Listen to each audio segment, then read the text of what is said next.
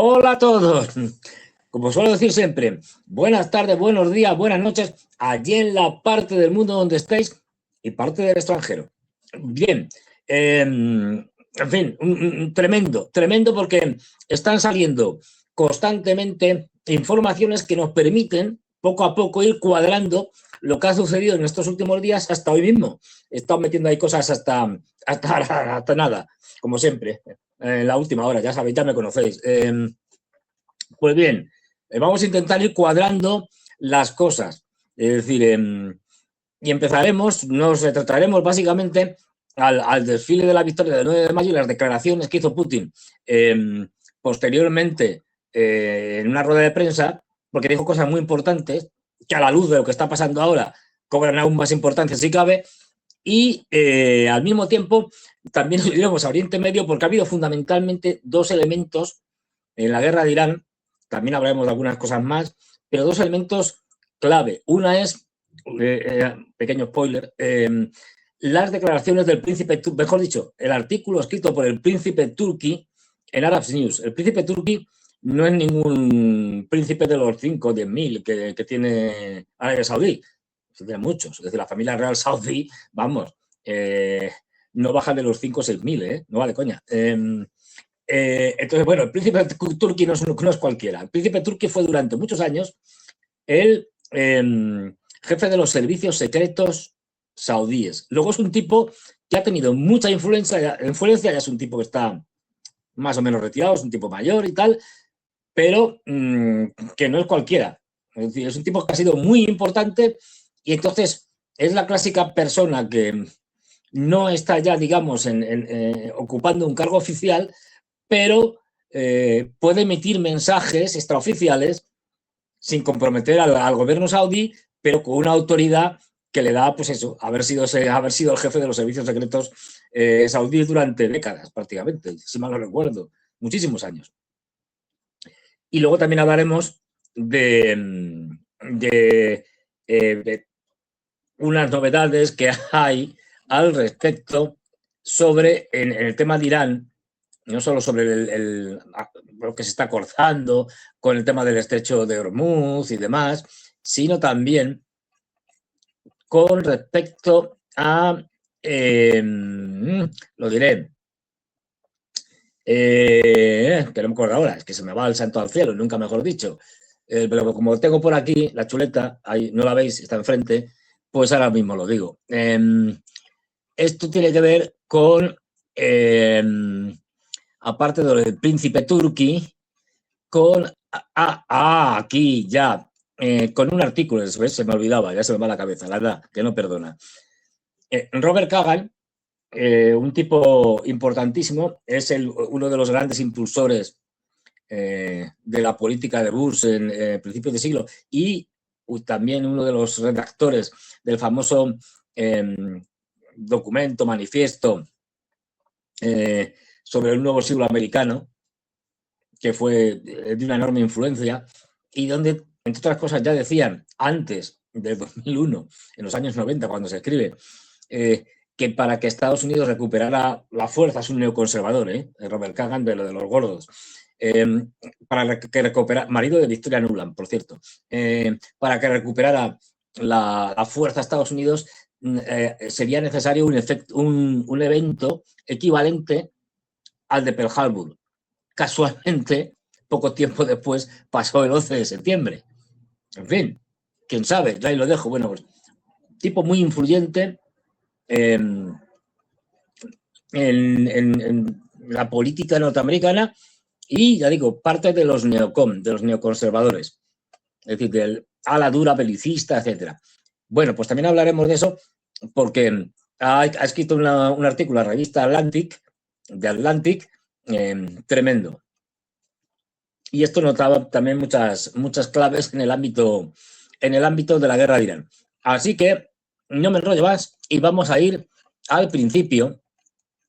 Y recordemos, esa rueda de prensa que dio Putin, en la que habló de varios temas, pero el fundamental para mí o uno de los fundamentales, fue cuando dijo aquello de: yo pienso que la guerra de Ucrania vendrá a finalizar pronto, o terminará pronto.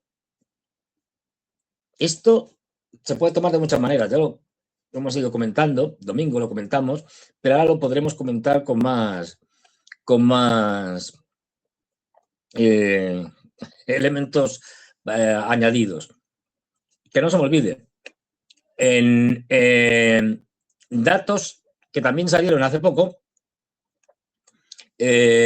bueno, pues datos que hablan de que la población de Ucrania, dicho por los propios ucranianos, pues bueno, que hablan que la población de Ucrania actualmente,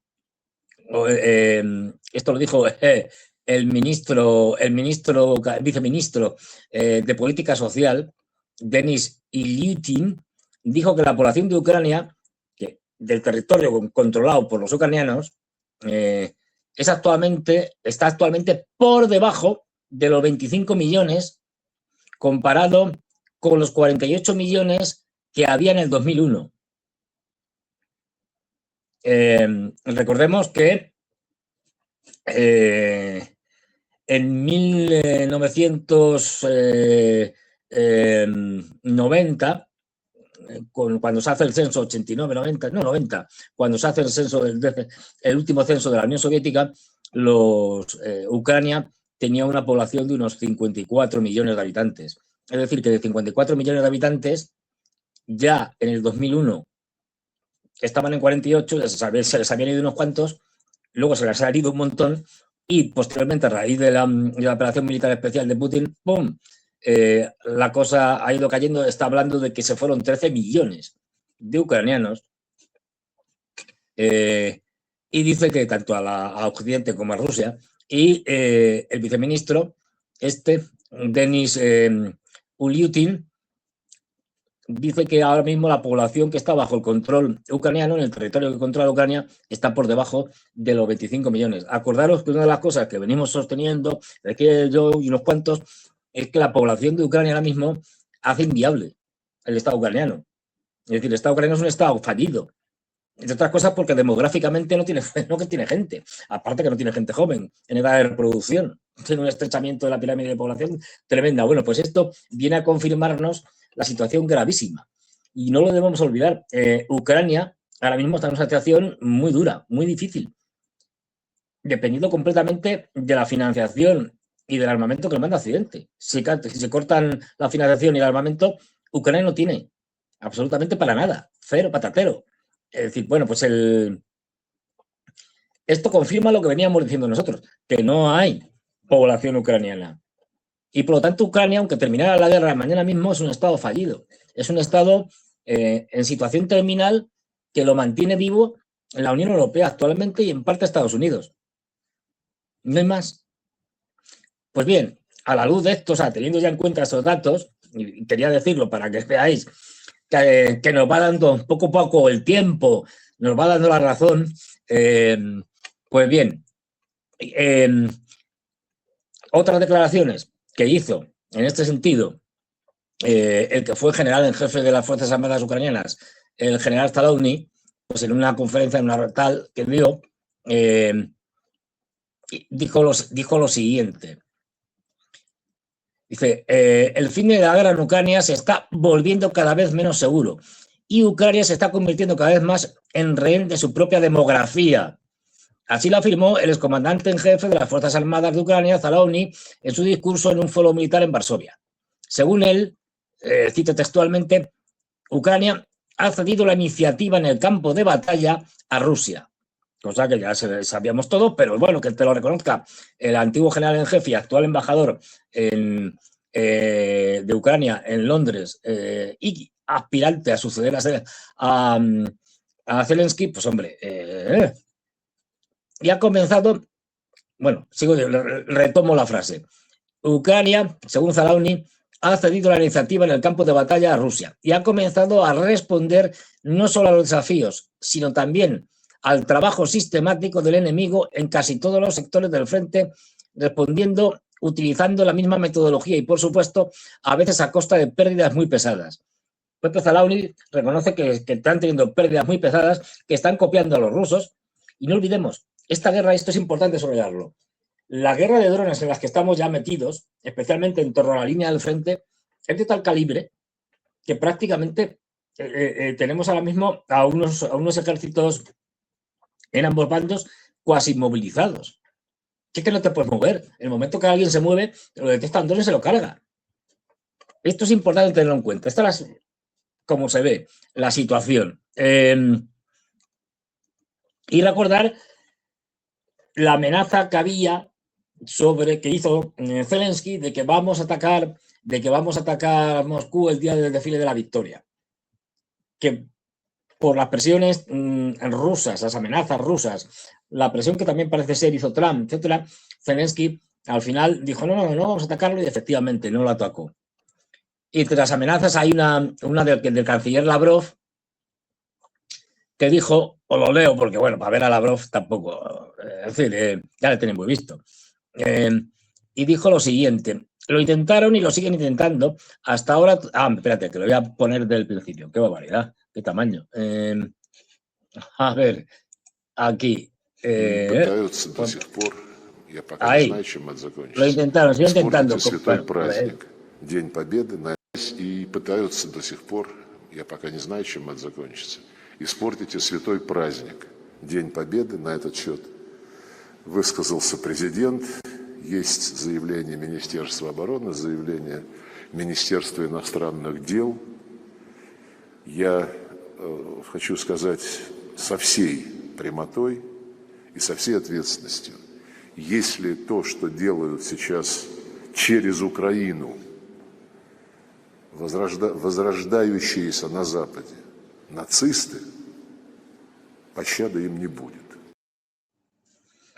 En la misma línea, como dice Lavrov, se habían pronunciado el Ministerio de Defensa, el propio Ministerio de Asuntos Exteriores, diciendo que habría un ataque a Kiev demoledor. Y aquí lo ratificaba antes de esas celebraciones del 9, que si se les ocurría atacar, el ataque sería sin piedad. Y parece que esta se ha sido una línea roja. Acordémonos de siempre las famosas líneas rojas de los rusos que nunca aparecían. Bueno, pues esta parece que se ha sido. Y luego, en las declaraciones de prensa que hizo Putin sobre el después del desfile de la victoria, dijo... Aquí. Да, это я слышу. Но мы слышим это не первый раз. Ну что можно в этой связи сказать, что мы никогда не отказывались, я не отказывался. Я не предлагаю эту встречу, но если кто-то предлагает, пожалуйста, пусть приезжает. Тот, кто хочет встретиться, пусть приезжает в Москву, мы встретимся. Можно встретиться и в третьей стране, но только в том случае, когда будут достигнуты окончательные договоренности о мирном договоре, который должен быть рассчитан на длительную историческую перспективу, чтобы поучаствовать в этом мероприятии, либо что-то подписать, но это должна быть окончательная точка. Bien, aquí parece, bueno, pues esto nos está contando Putin lo que nos está contando siempre, sí, pero con un matiz. Es decir, es verdad que nos está contando lo de siempre, que no tiene problemas en reunirse con Zelensky, con quien sea, que venga a Moscú y hablamos,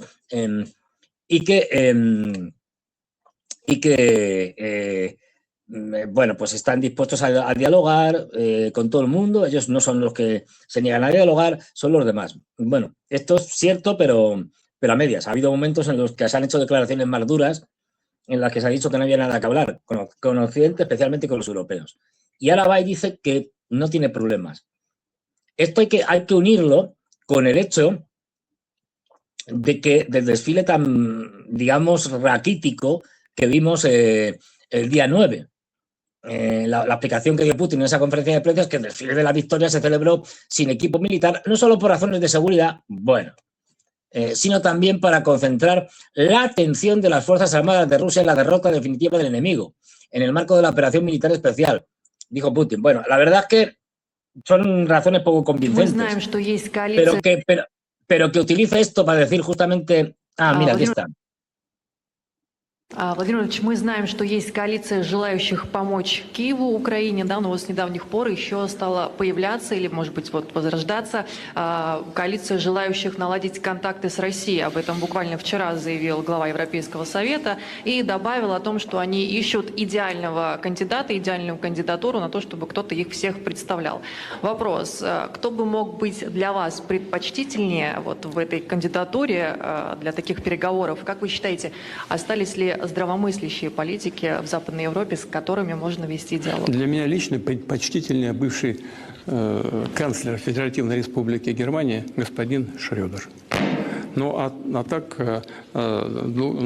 пускай выбирают европейцы такого лидера, которому они доверяют, и который не наговорил каких-то гадостей в наш адрес. Пожалуйста, мы никогда не были закрыты от переговоров. Никогда. Это же не мы отказались, они отказались.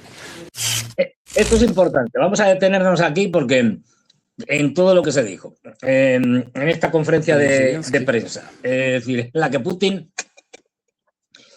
fijaros, recapitulemos, dice, creo que el conflicto está llegando a su fin, o está terminando. Puede ser porque en verano va a haber una ofensiva militar que va a acabar prácticamente con los ucranianos. Puede ser porque está tirando o va a amenazar con utilizar ya armas mucho más potentes. Luego lo veremos al final.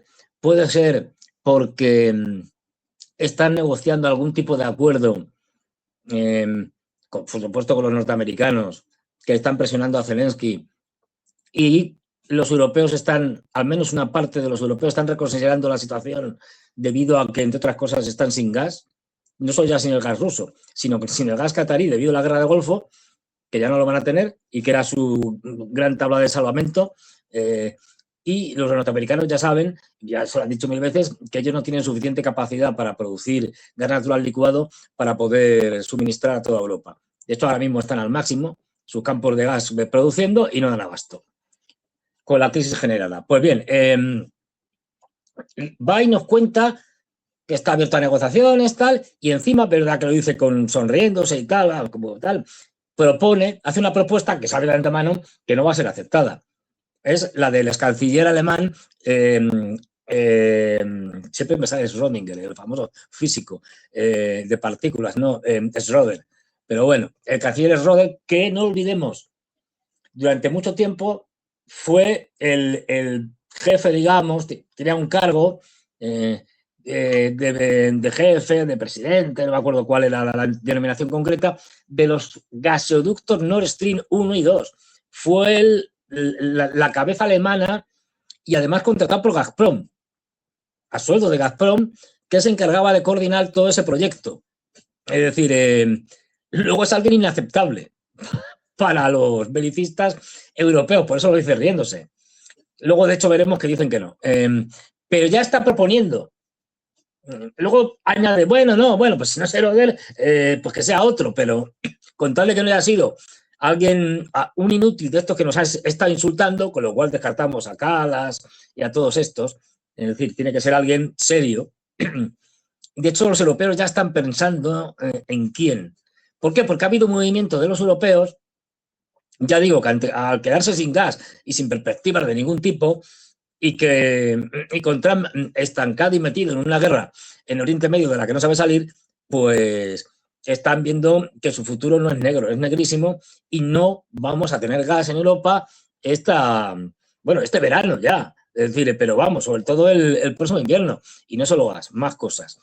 La situación es crítica y de ahí que hay una parte, dicen, bueno, a ver si tampoco hace falta restablecer completamente las relaciones y llevarlos como hermanos, pero por lo menos en temas energéticos, a ver si podemos hacer algo. Y de hecho, ahora que ha ido Fico allí al desfile de la victoria, bueno, pues vamos a preguntarle que nos cuente qué le ha dicho Putin y tal, y estas cosas, porque se entrevistó con Putin, porque hay mucho miedo a lo que puede pasar en Europa, porque la catástrofe es tremenda. Bueno, y estamos en esto, y hay que recalcar además una cosa que dice Putin sobre la normalización de los lazos con Occidente. Dice, eventualmente restauraremos las relaciones con muchos países que ahora están tratando de demonizarnos. Cuanto antes suceda esto, mejor, tanto para nosotros, en este caso, como para los países europeos también. Es decir, hay como una mano demasiado tendida al acercamiento a esos países europeos, reconociendo que sería bueno para todos que se acabara este enfrentamiento entre europeos y los rusos, que sería bueno para todos, dice Putin. Y que se restablecerán cuanto antes mejor las relaciones con la mayoría de países. Siguió diciendo Putin en la conferencia de prensa, creo que el conflicto está llegando a su fin, lo que decíamos antes. En primer lugar, ellos, refiriéndose a Occidente, esperaban una derrota aplastante para Rusia, como bien sabemos, y el colapso de su Estado en cuestión de meses. Pero luego se quedaron atascados en ese atolladero y ahora simplemente no pueden encontrar una manera de salir de él. Ese es el problema. Y ese es el problema que seguramente está abordando Putin bajo cuerda, es decir, sin que nos enteremos demasiado, con mucha gente. ¿Cómo hacer que estos más o menos salgan salvando la cara? Y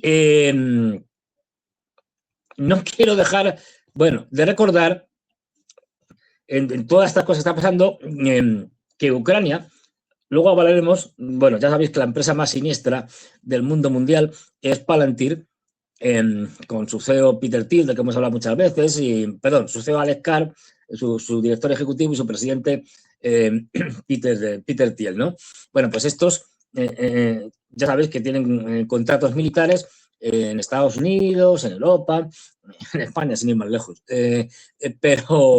pero también, obviamente, en Israel y, como no, en Ucrania. Ucrania está utilizando los sistemas de Palantir, MIF o MEIF es uno de ellos.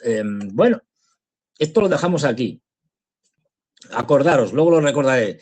Ucrania está activamente implementando algoritmos de reconocimiento de objetivos basados en inteligencia artificial. Reconocimiento de objetivos en inteligencia artificial. Lo dejamos ahí. Luego lo veremos.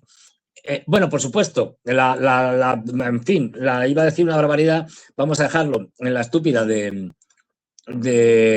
Kaja Kallas, pues ha dicho que los países que no quieren negociar y menos nombrar de representante especial a Schröder. No, Schröder no. También el presidente finlandés ha dicho que es hora de hablar con Rusia. Es verdad que esta gente está cambiando, un día dice una cosa, otra, pero que uno de los bálticos, nórdicos, zona más dura, te esté diciendo esto, es producto de esas disensiones que hay en la Unión Europea y de una parte que ya está viéndole las orejas al lobo y no le queda más remedio. Y esto también es importante.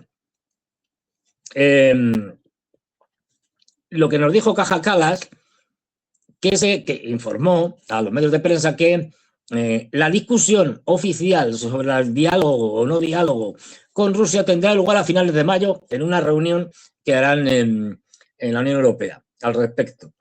Esto ya es el cambio de la Unión Europea. Esto hay que ir hasta el final. Ya empiezan a ver la cosa complicada. Y seguramente hay contactos por debajo de cuerda que no sabemos entre rusos y algunos elementos de la Unión Europea. Por supuesto, en Alemania, el gobierno alemán dijo que Schröder ni hablar, tampoco. Que no veía eso creíble ni nada por el estilo. Bueno, y esto lo que nos indica es lo siguiente. Luego os voy a contar una cosa, es decir, lo último o lo penúltimo de lo que está pasando. Declaraciones de Lukashenko. Y esto lo dejaremos para el final. Lo de Lukashenko lo dejamos para el final. Lo que nos ha dicho hoy Putin. Hablando del sistema Oreshnik, ya sabéis. El sistema Oreshnik, del que se han lanzado dos cohetes, uno se lanzó en 2024 y otro en 2025, si mal no recuerdo. Pues bien, este es un sistema que está fundamentalmente diseñado, es un sistema de misiles de alcance intermedio, no es alcance intercontinental, no son misiles estratégicos, y alcance, bueno, eso es Putin hablando en ruso, como habla en ruso, no hay quien le entienda, salvo que sea ruso. Bueno, lo que iba a decir es que lo que nos cuenta Putin es que este sistema Oрешnik, que ya está en producción, es decir, ya está en producción y ha sido desplegado tanto en Rusia como en Bielorrusia, que hasta ahora los dos ataques han sido cinéticos, en el sentido de que ha utilizado la energía cinética en un tipo de componentes, de submuniciones, de algún tipo de aleación de tungsteno con un montón de cosas, capaces de aguantar temperaturas de 4.000 grados centígrados, que es una barbaridad.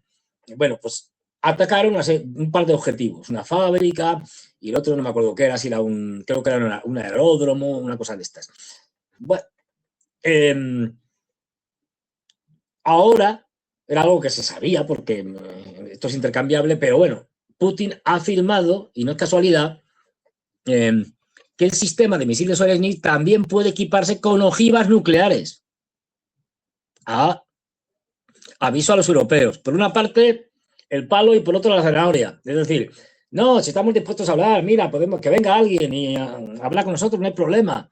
Por otra, ya os he avisado antes del desfile que si los ucranianos hacían una tontería os ibais a enterar todos, especialmente los ucranianos, y nos pusimos serios y por eso tuvo que salir reculando rápidamente Zelensky. Y ahora, al mismo tiempo que os digo, no, si estamos dispuestos a hablar, creo que la guerra va a terminar pronto, pronto septiembre de este año, pues va y dice, no, pero es que además el sistema de misiles Oрешnik también puede llevar ojivas nucleares, lo digo por si no os habéis enterado. Pero es que hay más, es que Putin hoy se ha hecho una prueba con el misil intercontinental, el Sarmat, el nuevo sistema de misiles con capacidad nuclear de Rusia intercontinental. Y aquí el lanzamiento ha sido exitoso y Putin ha dicho que el alcance del misil podría ser superior a los 35.000 kilómetros, que es un disparate, le puede dar unas vueltas a la Tierra, unas cuantas vueltas, sin ningún problema, porque nos ha confesado Putin de que ahí tenemos el cacharro, el Sarmat 2 o el Satán 2 o Satanás 2 en la nomenclatura de la OTAN, creo que es.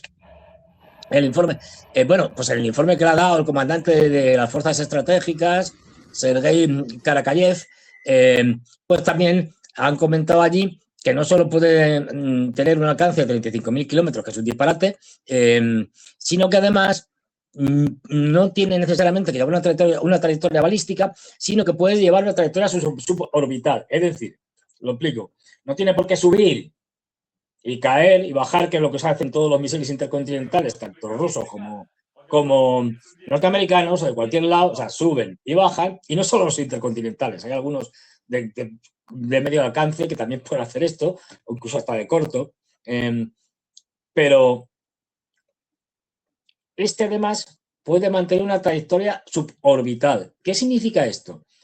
Que puede ir en paralelo, suborbitales por debajo de una órbita, es decir, por debajo, a ver, la línea que diferencia lo orbital de lo suborbital es una línea arbitraria, pero aceptada por todo el mundo, que son los 100 kilómetros de altura. Es la línea de Kármán. Y esa línea de Kármán, si tú la superas, estás en el espacio exterior, y si no, todavía estás dentro de la atmósfera. Ya digo, es artificial, pero quiere decir que estos misiles pueden mantener, como si fuera una órbita dando vueltas a la Tierra, trayectorias suborbitales, es decir, por debajo de los 100 kilómetros, y no sabes por dónde te va a atacar. Es decir, que puede estar ahí dando vueltas en trayectorias suborbitales en paralelo a la curvatura de la Tierra, y te puede atacar por cualquier lado, desde cualquier sitio, y es dificilísimo prever lo que va a hacer. Aparte luego llevan cabezas hipersónicas, que en fin, eso ya, ¿para qué contarnos? Es decir, que en un mismo día nos cuenta Putin que Lorenzin puede llevar cabezas nucleares, lo que ya presuponíamos, y que además han hecho una prueba con el Sarmat que funciona estupendamente y que se puede enterar, que esto no tiene manera de ser parado. Es decir, lo que decíamos antes, el palo y la zanahoria, por un lado, abro la mano para conversaciones, tal, por otro lado, presiona a los europeos con que, miren ustedes, que les mete un zamopazo que se van a enterar, y a los ucranianos, por supuesto. Al mismo tiempo, salió ayer y ha seguido hoy nuevas investigaciones de la agencia anticorrupción ucraniana contra el que fue la mano derecha y el gran titiritero de Ucrania con Zelensky, Andrei Yermak. Bueno, pues se han reactivado las investigaciones. No olvidemos, estas agencias de anticorrupción ucranianas están controladas por Estados Unidos, fueron creadas por Estados Unidos y están controladas por los norteamericanos. Es decir, que son ellos los que le dicen ahora investigar más o ahora investigar menos. Bueno, pues han renovado sus investigaciones y han descubierto un montón de propiedades y un montón de cosas ilícitas, ilegales que tenía Yermak. Todo parece que le van a emplumar completamente. Han ido a su casa, han ido tal, en fin. Están investigándole en sus oficinas, en todos los lados. Y la Fiscalía ha solicitado prisión preventiva con una fianza de 4,3 millones de dólares, que no está mal. Una cifra tan alta que todo indica que la intención es de que este se quede en la cárcel, que no pueda pagarla. Y esto sería ya otra manera de presionar a Zelensky. Y decirle, Zelensky, el siguiente de la lista eres tú, ¿eh? Vamos a emplumar a Yermak, le vamos a meter en la cárcel y como tú no cedas el Donbass y no cedas en otras cosas que piden los rusos, tienes un futuro, en el mejor de los casos, como Yermak, en la cárcel. En el peor ya lo sabes, en una caja de pino.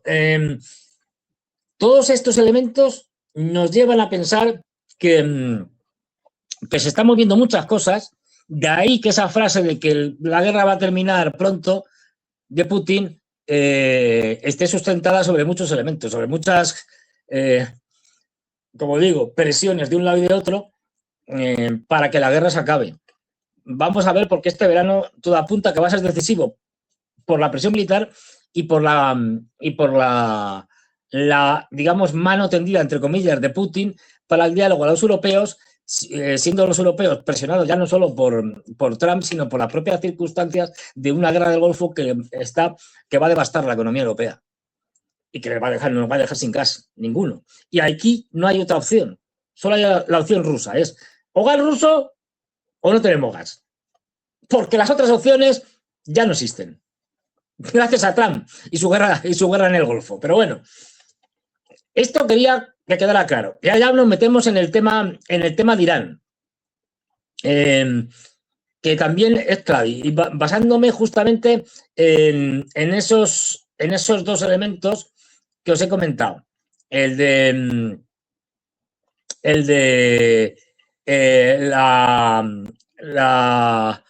artículo de Robert Kagan y lo del príncipe turquí. Es decir, las declaraciones del príncipe turquí.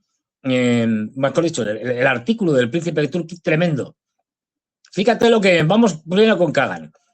En un artículo extenso y tal, en la revista The Atlantic, ya digo, un duro entre los duros, un belicista entre los belicistas, ha reconocido el desastre de la actual administración norteamericana y que está ganando Irán, tal cual. Que lo reconozca Kagan ya tiene mucho que decir. Y leo los principales 4 puntos del artículo de Kagan. Soberanía sobre las rutas estratégicas.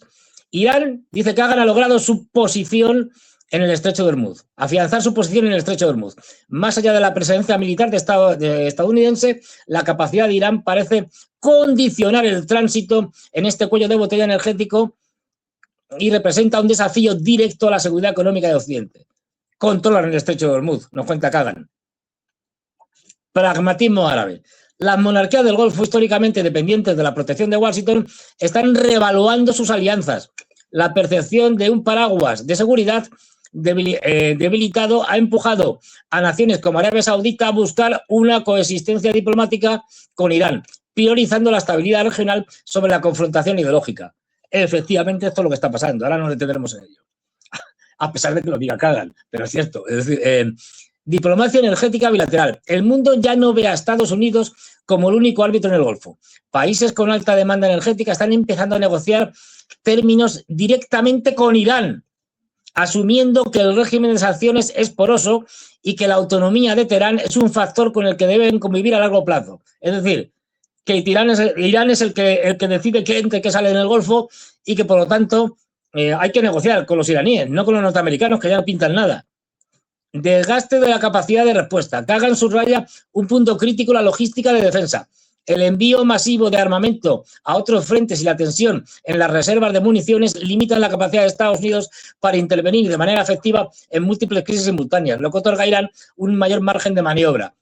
Lo que venimos diciendo desde hace mucho tiempo, que no hay municiones, que no tienen. Es decir, Kagan reconoce el desastre de Estados Unidos. Esto es algo tremendo. Es verdad que luego se mete con la clase política en general, por débiles, es decir, pues liarse entre ellos a criticarse unos a otros y tal, y luego lo que propone es un disparate.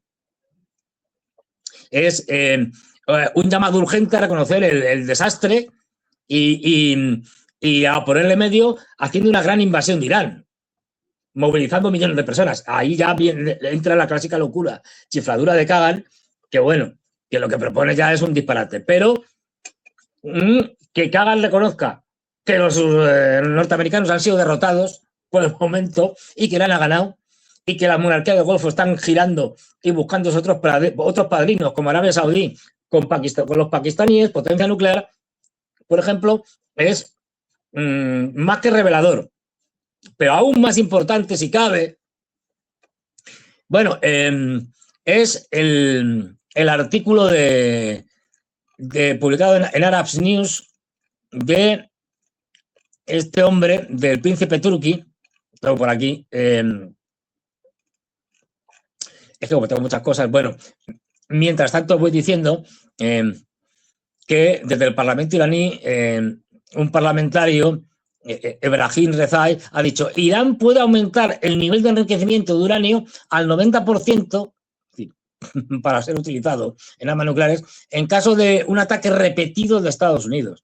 Así lo declaró un representante del Comité de Seguridad Nacional del Parlamento. Y dice textualmente: una de las opciones para Irán, en el caso de un ataque repetido, podría ser enriquecer uranio hasta el 90%. Lo discutiremos en el Parlamento. Ojo al dato. Declaraciones que os decía del presidente de Bielorrusia, Lukashenko, con respecto a Irán, dicen: si no puedes manejar Irán, entonces no puedes meterte con China. Nunca podrás lidiar con ese tipo de poder. Recordemos, este miércoles empieza la visita oficial de Trump en China, donde va con el culo al aire y los chinos le van a decir: mira, tenemos esto, si quieres lo tomas y si no lo dejas. Básicamente. Ya hablaremos, tendremos de hablar de eso. Y importante también, como señaló Putin este fin de semana, se reunirá a finales de mayo con Xi Jinping. Esto es importante. Y dijo que iban a hablar de muchas cosas importantes, entre ellas de Irán y entre ellas de la cooperación energética. Mucha tela que cortar, pero es que ni más ni menos que ¿os acordáis del impresentable el embajador de Estados Unidos en Israel, Mike Bey, o algo así, es una cosa impronunciable, este hombre que legitimaba la posición de Israel y decía que, bueno, que claro, Israel tiene que quedarse con el gran Israel, con un montón de territorio, porque si lo dice en la Biblia, pues oye, se lo tendrá que quedar. Bueno, pues o sea, nada sospechoso de ser anti-israelí y todo lo contrario, más pro-israelí que Netanyahu. Pues este señor ha hecho la siguiente declaración. Los estados del Golfo tendrán que tomar una decisión, o Israel o Irán. Es una amenaza velada, bueno, no velada, es una amenaza, pero es un reconocimiento de que de que Irán ya es una opción. Y por lo tanto, los estados del Golfo lo más probable es que elijan, excepto Emiratos Árabes Unidos, que yo creo que va a ser aniquilado, es decir, elijan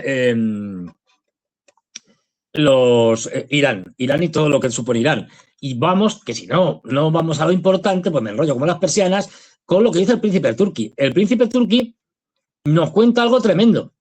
¿Qué nos cuenta el príncipe turqui? Pues el príncipe turqui nos cuenta ni más ni menos que los saudíes habían sido engañados por Israel. ¿Esto? Pues sí, que habían sido engañados por Israel. Y que habían sido engañados por Israel con sus malas artes. No olvidemos, pues eso, el tema, por ejemplo, de Irak que comentábamos el otro día, de la base secreta en Irak, etcétera, este tipo de cosas.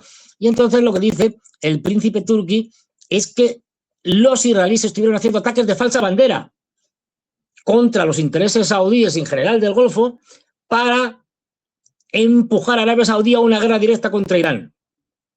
Y los saudíes supieron, digamos, detectar esos ataques de falsa bandera y, por lo tanto, no caer en la trampa que les habían tendido los israelíes, con lo cual está denunciando claramente como enemigo número uno de Arabia Saudí a Israel.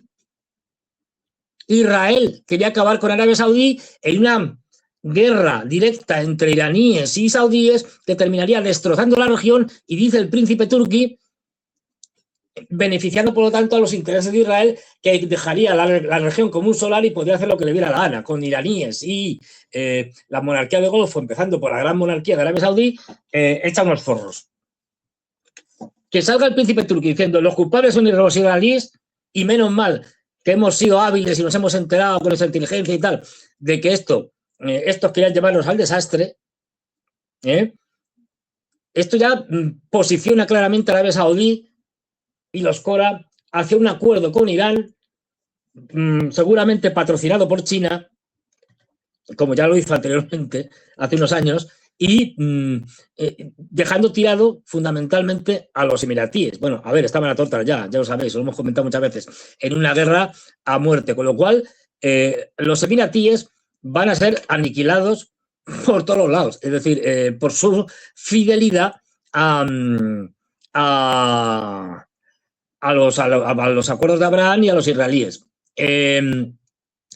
Ojo que los iraníes ya están negociando con la otra parte, con Omán, es decir, los iraníes tienen la parte norte del estrecho de Hormuz y los omaníes la parte sur, todo lo relacionado con el tráfico. Es decir, esto no lo que vemos entre los dos estados ribereños, Omán un estado neutral, pero en muchos ámbitos favorable a los iraníes, nos lo repartimos porque somos los dos que pintamos algo, que para eso somos la ribera norte y la ribera sur del estrecho de Hormuz. Pues ya están negociando con ellos. Y aquí viene la última noticia. ¿Os acordáis que os he leído antes que Ucrania es uno de los países que está utilizando sistemas de Palantir? Bueno, ¿quién ha visitado hoy a Zelensky allí en Kiev, en el Palacio Presidencial? Pues ni más ni menos que Alex Karp, el director ejecutivo de Palantir. Aquí hay fotos reuniéndose con Zelensky. ¿Y a qué va? Pues ya sabéis a lo que va. A utilizar sus bases de datos y hacerse con las bases de datos de los ucranianos, de todo lo que tenga Ucrania, en su propio beneficio, en el de Palantir, pero al mismo tiempo también para optimizar la capacidad de designación de objetivos, de fijación de objetivos, utilizando su inteligencia artificial. Ahí lo tenéis. Ojo, esto también puede ser un elemento de presión sobre Putin para que al mismo tiempo que dice, no, que tenemos misiles nucleares y tal, que os vais a enterar, tienda la mano. No olvidemos que ya hizo cierto daño, por decirlo suavemente, el corte de las comunicaciones de Starlink, el sistema de Elon Musk de comunicación por internet vía satélite. El corte a los rusos ya les hizo mucho daño, el corte desde el punto de vista militar, mientras que los ucranianos lo siguen manteniendo. Que ahora entra a saco Palantir para ayudar a los a los ucranianos es para que los rusos se lo piensen 2 veces, porque además, como bien sabemos, en la guerra de Irán o en la guerra en Gaza, Palantir tiene menos escrúpulos que Donald Trump, que no tiene ninguno. Y esta gente pues no tiene ningún problema en que su inteligencia artificial se vaya equivocando y de vez en cuando pues ataque escuelas de niñas y mate 160, 170. Reconocido ya que ha sido Palantir el que designó ese objetivo como objetivo atacar. Pues esta sombría gente, esta tenebrosa gente, los neorreaccionarios, están en Ucrania hablando con Zelensky para prestarle su apoyo. Esto, desde luego, a Putin le tiene que haber disgustado bastante y, sobre todo, él, que es muy prudente estratégicamente, viendo que tiene que avanzar en las negociaciones porque una guerra que dure, por ejemplo, un año más, el 2027, se le va a hacer muy cuesta arriba. No olvidemos que estamos en el 5º año de guerra y que los ataques constantes de los ucranianos con sistemas de drones cada vez más fabricados, tanto los drones como tal, como sus componentes, en Europa, lugar que no puede atacar en principio en Rusia, por las repercusiones que supondría, bueno, pues tienen las consecuencias terribles. Es decir, está costándole mucho a los rusos, pero mucho, más de lo que ellos reconocen oficialmente. Yo cuando hablo con ellos extraoficialmente, esos ataques sí que están haciendo daño. Otra cosa es que van a paralizar la industria petrolera o gasística rusa, no, pero sí les están haciendo daño. Aparte que están matando muchos civiles, esos drones ucranianos en las zonas fronterizas, las regiones fronterizas. Es decir, esto está llevando a que la población esté presionando cada vez más por mano dura. Menos guerra quirúrgica y más guerra a lo bestia. Y un sector, el otro día leía, bueno, mejor dicho, también leía, pero veía una entrevista de Glenn Diesel con Sergei Karaganov, la última que ha hecho, en la que Karaganov es más duro. Incluso de manera velada dice una cosa ya tremenda, dice, quizá el jefe del Estado, no lo nombra, pero todos sabemos que es el jefe del Estado, Putin, debería delegar en un general de su confianza, es decir, ya en un militar, ni siquiera en el ministro de Defensa, en un militar, la posibilidad de usar armas nucleares tácticas en Ucrania, y no solo en Ucrania, en Europa. Es una manera de decir, el jefe del Estado es demasiado moderado, esto hay que dejárselo a un general mucho más duro, que sea el que decida, por delegación, cuándo utilizar o no armamento nuclear en la guerra contra los ucranianos, porque ya basta de hacer el Canelo.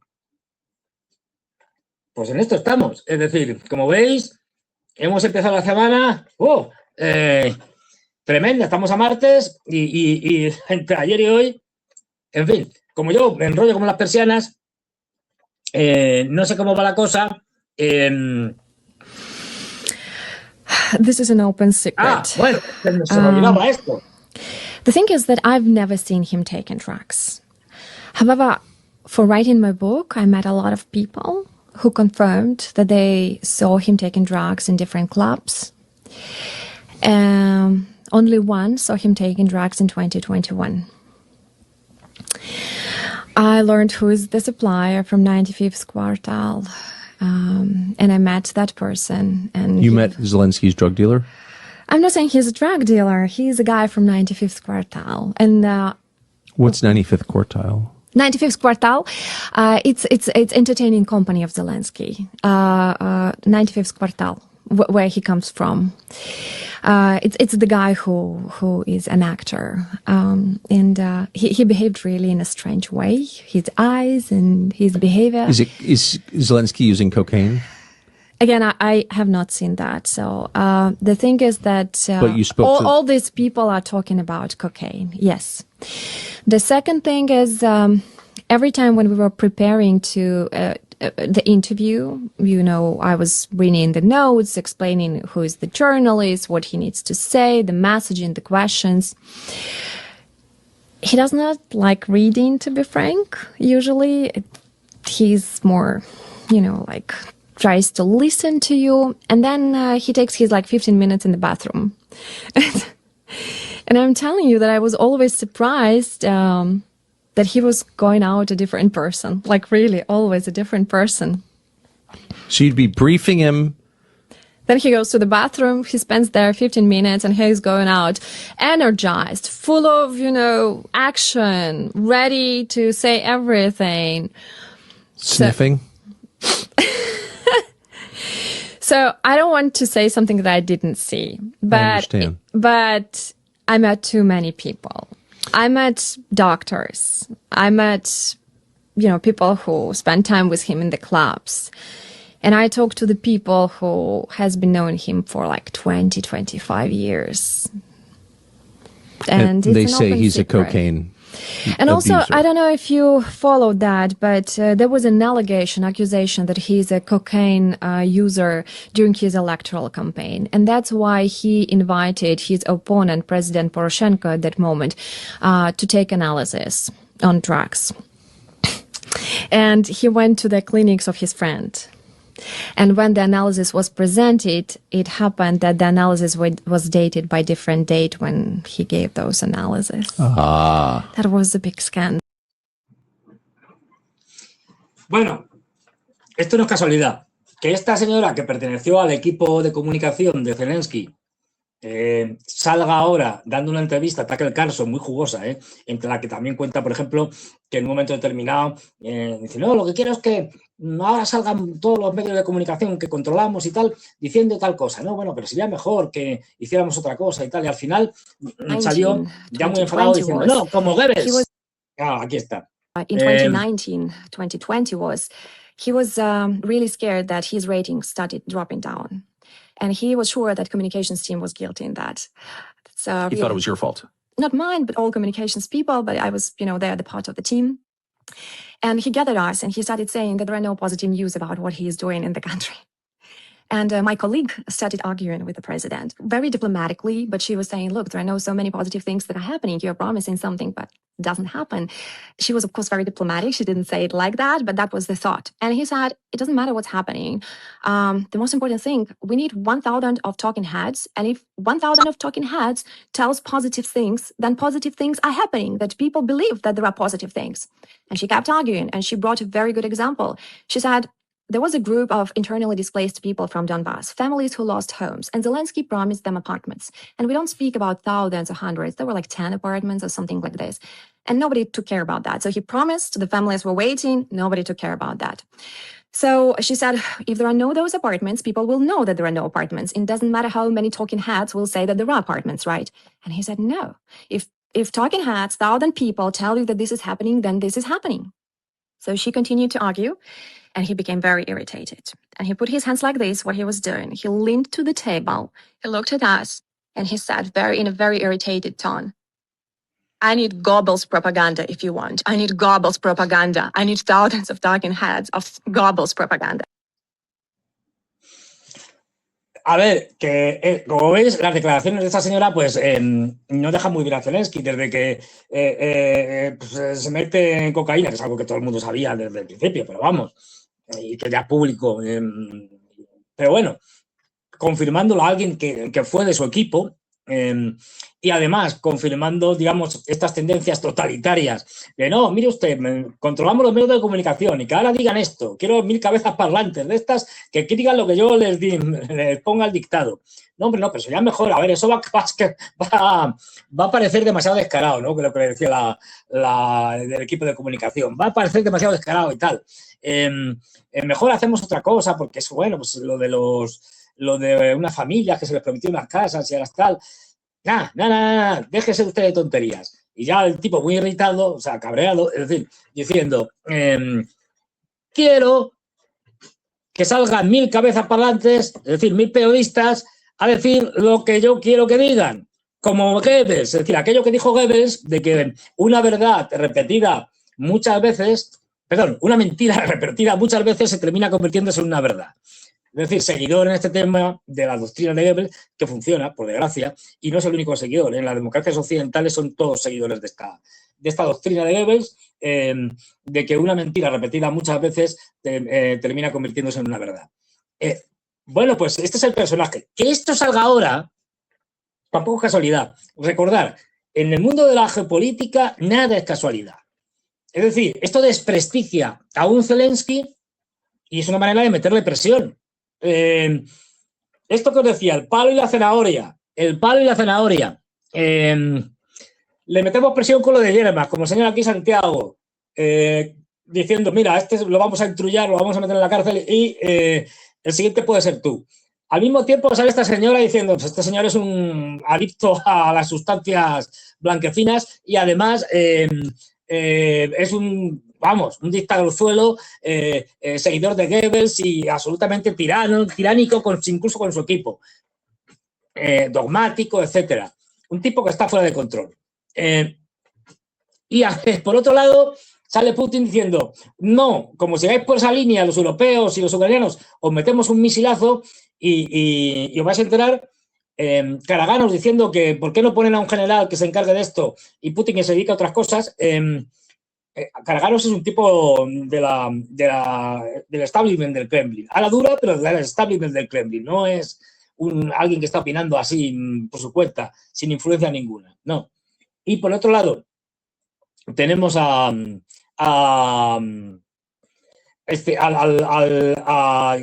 Putin diciendo, no, bueno, pero esta guerra se va a acabar pronto. Mejor hablar con los europeos. Estamos dispuestos a perdonar un poco a los europeos y tal, y a reconciliarnos y a mantener relaciones siempre y cuando ellos dejen de hacer tonterías. Le tiendo la mano. Bueno, ¿y usted estaría dispuesto a que los europeos nombraran un mediador y tal para hablar con usted? Sí, no, claro, que sea mi amiguete Schroeder. Tal, bueno, los europeos dicen, no, pero vamos a reunirnos y a designar a uno. De hecho, se ha hablado también del presidente Steinmeier, me parece que se llama, un gordo que hay, en fin, el presidente de Alemania, pero es un tipo tan absolutamente lamentable que no va a ser. Es decir, es un tipo que fue partícipe directo de la traición de los acuerdos no me acuerdo ahora, de los acuerdos de Minsk, porque fue uno de los firmantes cuando era ministro de Asuntos Exteriores. Es decir, de Merkel. Ese no va a ser, obviamente. Pero esta es la situación, la tesitura. O sea, que estamos viendo que están cuadrando muchas cosas y que este mes de mayo, entre la visita de Xi Jinping, vamos a ver qué sale de ahí, y la posterior de Putin a Xi Jinping, a ver, porque muchas cosas pueden decidirse ya. No olvidemos que estamos ya en mayo, que la ofensiva de verano tenía que haber empezado ya. No ha empezado.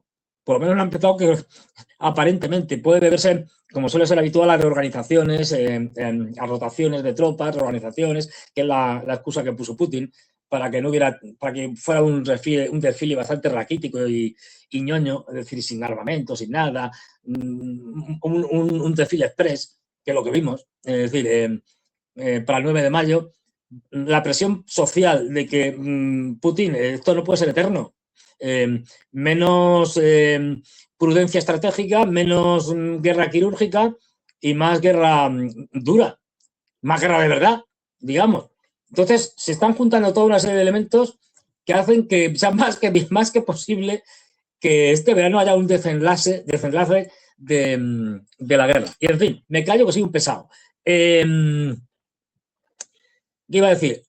Lukashenko aquí con este hombre enorme en todos los aspectos, también su barriga, la mía también, es bastante más grande que yo, quiero decir. Sin una operación terrestre no hay nada que preparar para la guerra en el territorio de Bielorrusia. Me interesa cómo actuarían nuestras Fuerzas Armadas en caso de agresión contra Bielorrusia. La guerra, ¿qué haremos?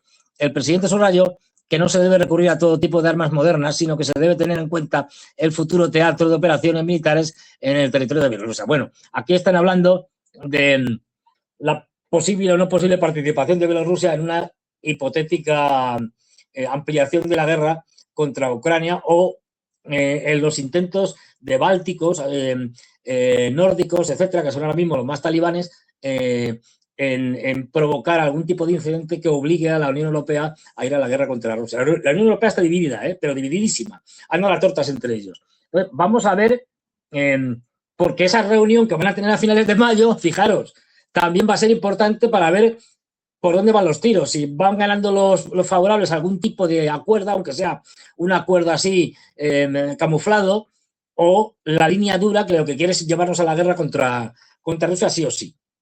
En fin, no sé si hay tiempo para preguntas o me he pasado 5 pueblos en cuanto a tiempo. Y en el caso de, bueno, mientras tanto, recordaros, likes, fundamental, la cosa está muy grave. El algoritmo ya no solo nos persigue, sino que además va delimitando cómo tenemos que hacer las cosas o no. Y si no, nos premia o nos castiga en función de lo que hagamos o no hagamos. Al mismo tiempo de los likes, compartir, como digo yo siempre, con los amigos, pero especialmente con los enemigos, que estos se enfadan más y comparten mucho y tal, y esto nos ayuda. Además, escribir el calvo pesado tal, lo que sea, también nos ayuda. Importantísimo, Guerras y Geopolítica, el canal amigo que nos proporciona una cantidad de información tremenda. Buena parte de esta información la he sacado de allí. Como no, anunciaros ya, preanunciaros que ya estamos preparando y ya hay fecha fija para, creo que es el 6 de junio, el curso, la nueva edición después del éxito del curso que hicimos y que terminó en abril. En abril, el curso que hicimos sobre la guerra mundial, es decir, la primera guerra mundial híbrida, Estados Unidos, Rusia y China. Ya hablamos de todo esto, de los frentes de la guerra mundial. Bueno, pues como ha sido tan exitoso, pues una nueva edición en junio. Os iré dando más datos.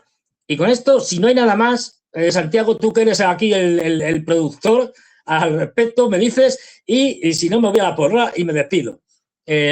Por si acaso, me despido. Ah, no, Lukashenko también se despide. A ver, cuando me ves esta mano así, es que como estoy con el móvil, entonces tengo, a veces, y estoy cegato, tengo que abrir y cerrar para ver mejor o no ver mejor. Bueno, pues, si no hay nada más, Santiago, terminamos. Bueno, tenemos aquí, esto quiere decir que hay más tiempo. Bueno, esta es una torta bien dada que le dieron los iraníes a los norteamericanos. Esta es la portavoz de Caroline Leavitt, la portavoz de Trump, del presidente. Ha tenido un niño, una niña, lo que sea, y está pues de baja, maternal. Y entonces aquí esto le dan un tortazo diciendo, piensa en las madres de estos niños y tal, diciendo, bueno, che, nos encanta esta imagen maternal y estupenda, pero señora Leavitt y tal, ahora que usted ha experimentado la maternidad y tal y siente este amor normal y lógico por sus hijos y tal, debería usted ponerse en el lugar y empatizar con las 160 niñas que fueron masacradas en Irán, ¿no? ¡Pum! Tortazo, ¿no? En ese sentido, pues los iraníes cada 2 por 3 están demostrando que tienen muy buena capacidad de comunicación, es decir, que tienen además saben reaccionar rápidamente y el ejemplo que ya todos conocemos son los famosos vídeos del ego. Estos vídeos del ego pro-iraníes que hacen los iraníes criticando a los norteamericanos, a Donald Trump y tal, que te partes de risa y que son estupendos, que son de una creatividad estupenda. Esto los deberían aprender los norteamericanos. Los rusos, que en esto no son muy buenos, que se diga. Y aquí lo de la Marina. Bueno, aquí no está claro al final si este barco, o sea, si estas imágenes son de un barco que está huyendo de la Marina iraní ahora o son de un barco de tiempos pasados, porque con los encontronazos en esta región han sido habituales. Entonces, bueno, en cualquier caso, lo comentábamos la otra vez, el intento por desbloquear en el estrecho de Hormuz por parte de Trump ha sido un desastre. Es decir, la famosa operación está ridícula. Como el proyecto o programa, no sé qué, de libertad, que no me acuerdo ni cómo se llamaba, porque duró menos de 48 horas. de desbloquear el estrecho de Hormuz, pues fue un absoluto fracaso justamente con el envío que hizo Trump de 3 destructores para tantear a ver qué hacían los iraníes, y los iraníes respondieron con absoluta contundencia, le lanzaron de todo, drones, misiles, mandaron las lanchas rápidas estas. Según cuentan, tuvieron los norteamericanos que utilizar los cañones que tienen de defensa ya cercana, es decir, ya cuando no te queda otro remedio porque tus misiles han fallado o lo que sea, y se te acerca el dron o el misil y tienes que utilizar, como digo yo, tienes que utilizar el trabuco, es decir, ¡pua! Y pegar una perdigonada, pero tremenda, a lo bestia, para intentar derribar lo que se te viene encima. Esto lo utilizas cuando ya no te queda otra. Y bueno, todo apunta a lo que está haciendo ahora mismo Trump, es preparando